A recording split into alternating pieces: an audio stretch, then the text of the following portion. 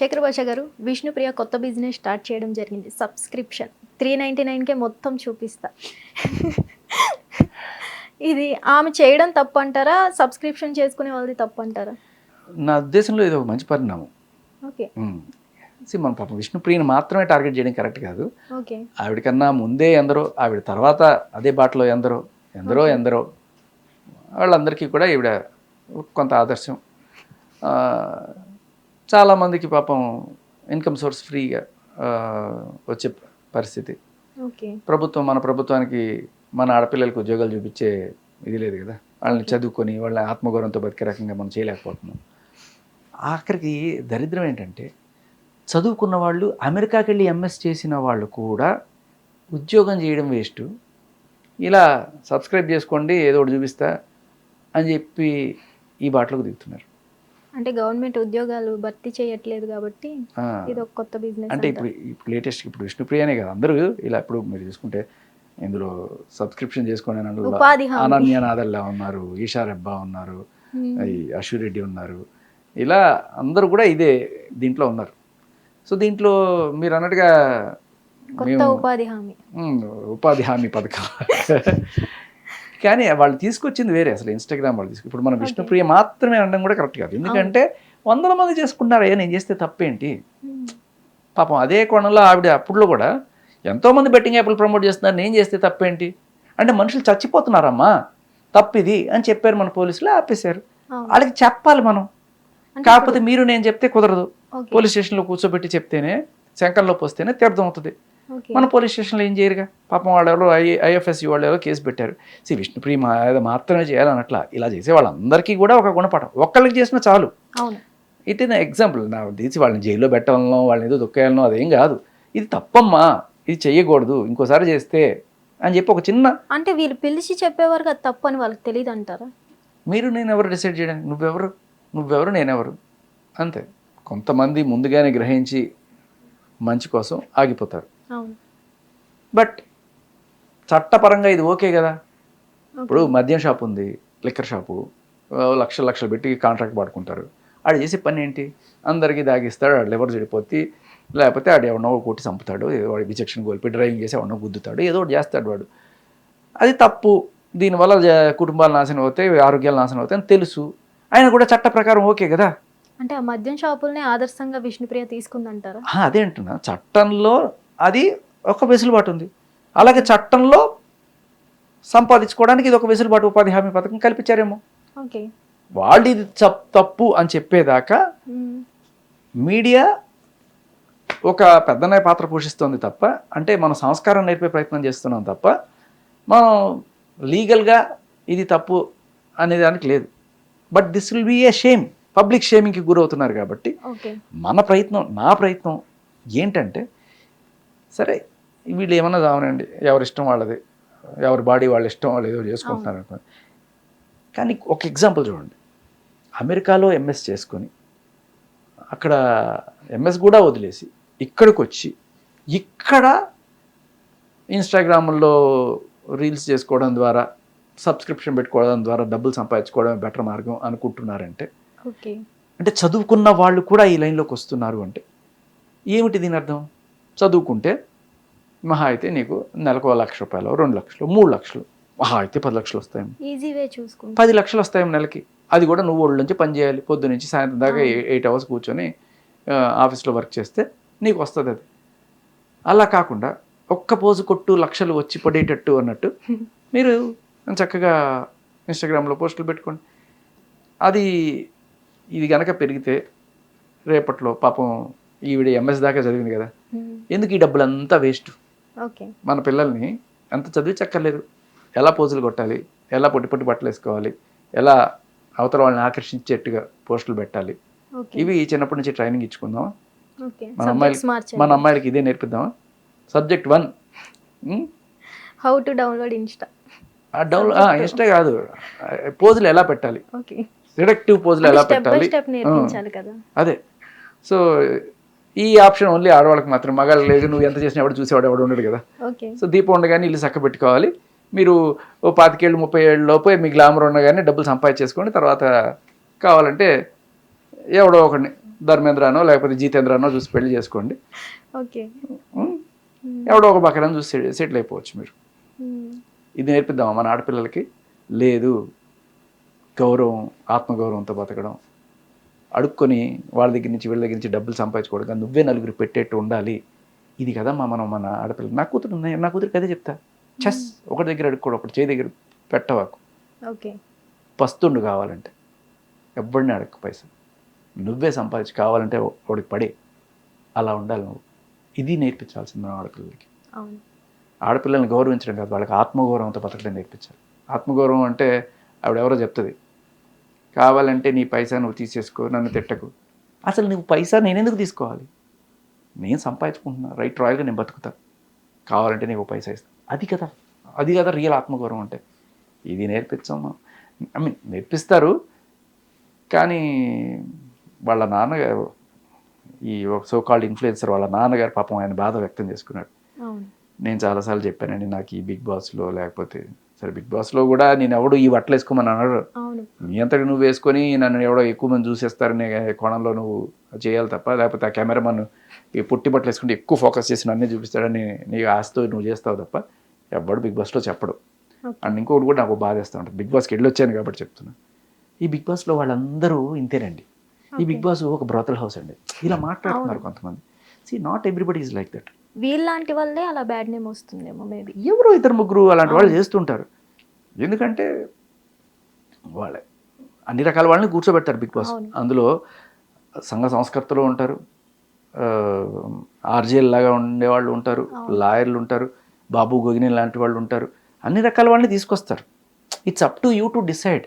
అదే వాళ్ళ పాయింట్.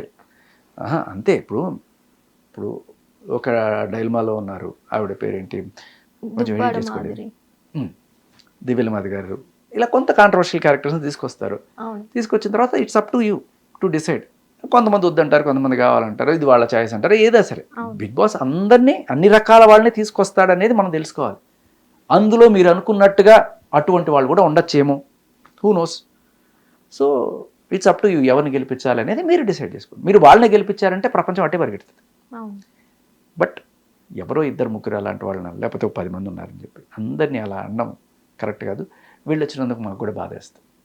అంటే బ్రోతల్ హౌస్ అని చెప్పి పెద్ద పెద్ద వక్తలే మాట్లాడుతుంటే నేను వెళ్ళొచ్చిన నేనేంటి, నేను వింటుండే. నేను వెళ్ళినప్పుడు ఎప్పుడు ఎవరితో అలా నేను బిహేవ్ చేయలేదు, నాతో ఏ అమ్మాయి కూడా అలా బిహేవ్ చేయలేదు. For your information. వాళ్ళు మేబీ ఏదో పొట్టు బట్టలు వేసుకొని కెమెరా ముందు తిరిగి కాస్త ఏదో గ్లామర్ ఆరబోతులు చేసి ఉండొచ్చు కాక, కానీ ఏ అమ్మాయి కూడా నాతో తప్పుగా బిహేవ్ చేయలేదు, నేను ఏ అమ్మాయితో తప్పుగా బిహేవ్ చేయలేదు. బట్ కొంతమంది ఒక పేర్స్గా ఉండి ఆ టీఆర్పీలు పెంచుకోవాలనే ఒక చిల్లర రాజకీయాలు ఎవరైనా చేస్తారు, అటువంటి వాళ్ళు ఉండొచ్చు. అది తప్పు. అందరినీ కలిపి అనడం అనేది చాలా తప్పు. శేఖర్ భాష గారు, ఇప్పుడు ఇలా మనం మాట్లాడుకొని విష్ణుప్రియ సబ్స్క్రిప్షన్ని ఇంకా మనమే పెంచాలి. అదే అంటున్నామ్మా, విష్ణుప్రియ కాదు, లేకపోతే ఇలా 100 మంది ఉన్నారు. నేను ఇంకోటి కూడా ఏంటంటే, సబ్స్క్రిప్షన్ పెట్టడం వల్ల వాళ్ళు బాగుపడుతున్నారా, వాళ్ళకి 30 లక్షలు వచ్చిందా, 50 లక్షలు వచ్చిందా అనేది కూడా వదిలేద్దాం.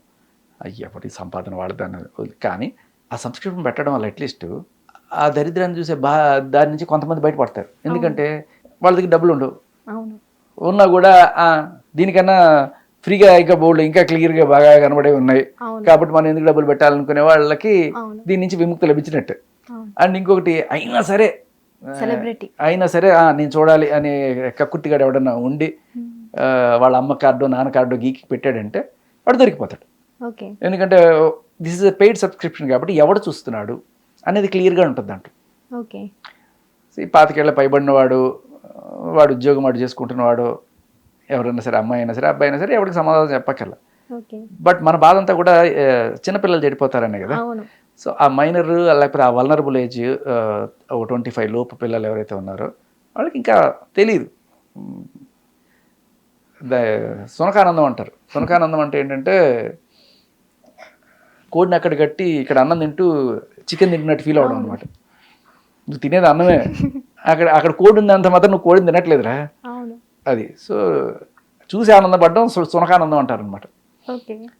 సో దానివల్ల ఉపయోగం ఏం లేదు. నీ టైం బొక్క, నువ్వు ఈ టైం అంతా కూడా ప్రొడక్టివ్గా నీ చదువు మీద ఏదో పెడితే నువ్వు మంచి ఉద్యోగం సంపాదించుకుంటావు.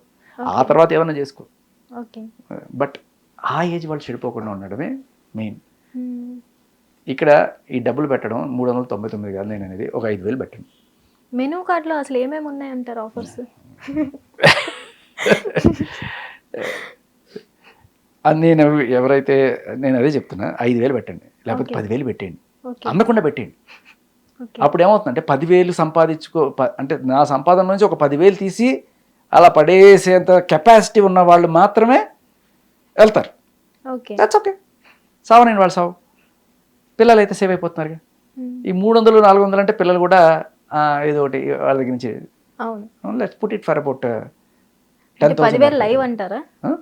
10,000 ఏం చేస్తారో మనకు తెలియదు. ఓకే. బట్ అందరంత దూరం పెట్టేసేయండి పిల్లలకి.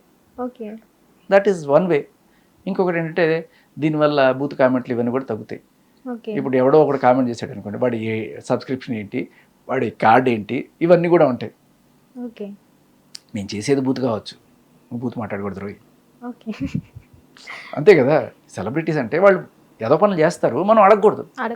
అడిగితే తప్పు, మళ్ళీ కోర్టు నుంచి స్టేలు వస్తాయి. హే నన్ను డీఫేమ్ అందరూ, నీకు పరువు అనేది ఉందా అసలు, నీ పరువు పోవడానికి? అదే కింద కామెంట్లు, పరువు నష్టం అంట, నీకు పరువు ఉందా అసలు? వీళ్ళని తిడుతూ ఉంటారు, మళ్ళీ వాళ్ళు బయటకు వచ్చారంటే మేడం మేడం అని సెల్ఫీలు దిగుతారు, ఎందుకంటారు? అదే అమ్మా విచక్షణ లేకపోవడం. విచక్షణ లేకపోవడం అంటే అదే. మీరు నేను ఒక 18 years ఒక 20 years పిల్లాడు అంటే కూడా ఓకే, కానీ ఎంఎస్ చేసి యుఎస్లో ఉండి యూకేలో పెద్ద పెద్ద జాబ్ చేస్తూ లక్షలు కూడా మేబీ 10 లక్షలు 15 లక్షల శాలరీ ఉండొచ్చేమో, అంత శాలరీ ఉన్న మహానుభావులు కూడా వాళ్ళు ఎవరెవరితోనో నాకిచ్చుకున్నారని తెలుసు. Sorry to say that really is the condition. అయినా కూడా వీళ్ళు అని చెప్పి సంఘార్చుకుంటూ వీళ్ళ చుట్టూ తిరుగుతారు. అది కూడా సరే భరిద్దాం, అటువంటి వాళ్ళని ఇంటికి కోడలుగా పట్టుకొస్తానంటే పేరెంట్స్ ఎంత ఫీల్ అవుతారు? వీళ్ళ సెన్సిబిలిటీస్ అన్నీ కూడా ఇండియా దాటి వెళ్తే ఎక్కడికో వెళ్ళిపోతాయి. మన ఇండియాలో ఉన్నంత సంస్కారం వేరే చోట ఉండదు.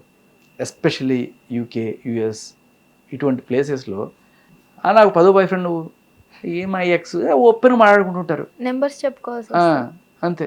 వాళ్ళకి ఇవంతా కూడా వెరీ కామన్ లాంగ్వేజ్ అనమాట. పచ్చి బూతులన్నీ కూడా చాలా కామన్. నోరు తెరిస్తే ఎఫ్ వర్డ్, బి వర్డ్ ఇవే మాట్లాడుతుంటారు వాళ్ళు. అటువంటి కల్చర్లో కొన్నాళ్ళు వీళ్ళు ఉన్నారు. తిరిగి ఆ వాల్యూస్ వంట పట్టించుకొని ఇక్కడికి వచ్చి ఇలా నాకిచ్చుకోవడాలు, ఆ వైరస్ ఇక్కడ స్ప్రెడ్ చేస్తాం. మేము బికినీలు వేసుకొని పోజులు పెడతాం, ఇది మా హక్కు, మా బాడీ. ఇలాంటి వాళ్ళు 100 మంది ఉన్నారు. ఆ కంటెంట్ అందరికీ అవైలబుల్గా ఉంది. నీ ఈవిడ చేస్తే తప్పేంటి అని అడగచ్చు. కానీ మేము అంటే జనాల బాధ ఏంటంటే, మిమ్మల్ని ఒక కోణంలో చూసాం మేము, మీరు ఒక న్యూస్ రీడరో లేకపోతే ఒక దీంట్లోనో చూసి మిమ్మల్ని ఎంకరేజ్ చేసాము, లేకపోతే ఒక సెలబ్రిటీ అనుకున్నప్పుడు we expect A social decency and social responsibility. మీరు ఇలాంటి పని చేశారనుకో మిమ్మల్ని ఫాలో అవుతారు కొంతమంది. అదే ఫారెన్ అమ్మాయి ఉంది, అదేదో ఎక్కడో ఏదో లైవ్ చేసుకుని బూతులు ఏదో చేసుకుంటుంది అనుకోండి, అది చూసిన వాళ్ళెవరు కూడా అది చూసి ఇక్కడ ఇన్స్పైర్ చేయరు. బట్ ఇక్కడ ఎవరన్నా అమ్మాయి చేస్తుంటే అది కూడా ఈవిడే రెనౌండ్ ఫిగర్ ఈవిడ చేస్తుందంటే మనం కూడా చేద్దాం, ఈవిడ సబ్స్క్రిప్షన్ పెట్టిందని మనం కూడా చెప్దాం, అంతే. సో ఇలా దీనివల్ల యూత్ చెడిపోయే అవకాశం ఉంది. ఇది ఆగుతుంది అంటారా, కంటిన్యూ అవుతుంది అంటారా? మంచిగా ప్రమాణం కంటిన్యూ అవుతుంది. ఎవరికమ్మా పట్టింది? ఇన్స్టాగ్రామ్ వాడి దగ్గర నుంచి మన స్టేట్కి డబ్బులు వస్తున్నాయి. ఈవిడ సంపాదించిన 30 లక్షల్లోనో 40 లక్షల్లోనో ఈవిడ 10 లక్షలు ట్యాక్స్ కడుతుంది. మీరు కడుతున్నారా ట్యాక్స్? నేను కడుతున్నాను, అంత ట్యాక్స్ కడుతున్నారు కాబట్టి మా కల్చర్ని పాడు చేస్తే పాడు చేయండి, ఇండియన్ ఉమెన్ ఇమేజ్ని దిగజారిస్తే దిగజార్చండి. మేము ఊరికే ఓట్లు కావాల్సి వచ్చినప్పుడు మాత్రం భారతీయ న్యాయ సంహిత, మన రాముడు, సనాతన ధర్మం ఇవన్నీ మాట్లాడేస్తాం. కానీ నిజమైన ఆడపిల్ల గౌరవాన్ని కాపాడడానికి వచ్చేటప్పుడు మాత్రం ఏముండదు. ఇలా మెయిన్గా ఇక్కడ అబ్బాయిలు అంటే సంఘార్చుకొని చేస్తారు, కానీ మెయిన్ ప్రాబ్లం ఇక్కడ అబ్బాయిల కన్నా అమ్మాయిలకేమో.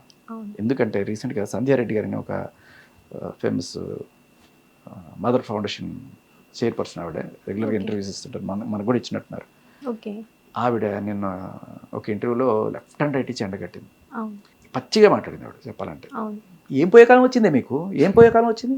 డాష్ ఇంత వేసుకొని కాలు మీద కాలు వేసుకొని ఏం సభ్య సమాజానికి ఏం సందేశం ఇస్తున్నారు? రెడ్డి కమ్యూనిటీ మీరు పేర్లు వెనకాల తోకలు పెడతారు, రెడ్డి కమ్యూనిటీ పర్వంతా తీస్తున్నారు కదా మీరు. మీరు చేసే పనుల వల్ల. ఇదే అమ్మా, ఇప్పుడు రెడ్డి కమ్యూనిటీనే కాదు, సాటి ఆడదాన్ని పరువు తీస్తున్నావు నువ్వు. రేపు నేను బజార్లోకి నడుచుకుంటూ వెళ్తే నిండా కప్పుకొని వెళ్ళినా కూడా నీలాంటి వాళ్ళ వల్ల మమ్మల్ని కూడా వస్తావని అడిగి లేకపోతే చేపట్టుకునే స్టేజ్కి వస్తోంది కల్చర్. చిన్న పిల్లల మీద చూపిస్తున్నారు వీళ్ళు దరిద్రం. వీళ్ళు ఎట్టకు దొరకరు, వీళ్ళు ఇన్స్టాగ్రామ్లో కూర్చొని నాలుగు గోడల మధ్య చేసి ఈ దరిద్రం చూసి రెచ్చిపోయే వాళ్ళు, మూగజీవాలు, చిన్న పిల్లలు, వీళ్ళంటే బయటికి చెప్పరు కదా, ఇటువంటి వాళ్ళ మీద ప్రదర్శిస్తున్నారు. ఈ బాధ అబ్బాయిల కన్నా ఆడవాళ్ళకి, ఎస్పెషల్లీ తల్లి వయసులో ఉన్న వాళ్ళకి చాలా చాలా ఎక్కువగా ఉంది. మీరు గమనిస్తే వీళ్ళందరినీ ఎండగడుతున్నది తల్లులే. ఆవిడ అన్న ప్రతి మాట అందరి గుండెల్లో ఉంది. కానీ సభ్యత సంస్కారం అడ్డం వచ్చి చెప్పడానికి మీడియాలో అనుకోకపోయినా కూడా కింద కామెంట్లో చూసినా బయట చూసినా కూడా మగాళ్ళు అంటే కొంతమంది చూసా ఉండేమంటారా ఫ్రీగా ఎంజాయ్ చేస్తున్నాం కదా అనుకునే ఎదవాళ్ళు చాలామంది ఉంటారు కాక.